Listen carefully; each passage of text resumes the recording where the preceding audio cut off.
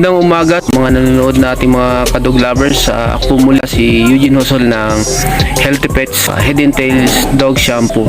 So ngayong araw po, pinasyalan natin yung isa sa mga client na gumagamit ng Head and Tails Dog Shampoo dito sa bayan ng San Vicente.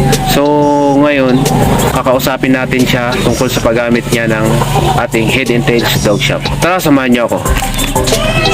Napakilala ko po sa inyo si Sir Nico at kanyang mga alagang husky. O ito po si Aki. Isa po siyang Siberian Husky. Sir, no? Aba.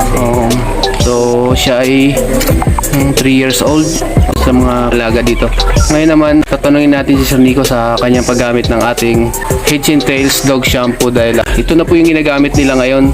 Before kasi gumagamit sila ng mga shampoo na nabibili sa mga mall. Okay din naman siya, pero nung subukan nila yung Head and Tails Dog Shampoo, gustuhan nila ang performance dito. So ngayon, tatanungin natin siya sa paggamit ng ating Head and Tails Dog Shampoo.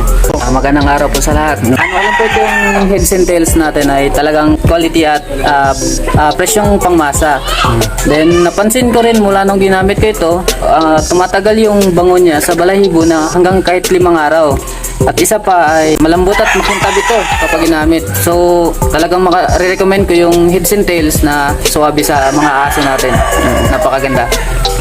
Maraming salamat sir. Sa mga hindi nakakaalam, may content po kasi ito siya ng lavender extract, oatmeal extract, tsaka yung madre de cacao. Sa balahibo naman, meron din po ito siyang content ng citronella oil, argan oil, tsaka yung ating keratin oil. So, napakaganda po talaga ito. Tapos para sa balat naman ng aso, may content din po ito ng collagen. Dito, 5-in-1 na, nandito na po lahat. So, gagamitin nyo na lang. Sundan lang po natin yung tamang procedure para mas epektibo sa ating mga alagang aso. Sir Nico, maraming salamat po sa pagtitiwala sa paggamit ng ating Head and Tails Dog Shampoo. Maraming salamat po.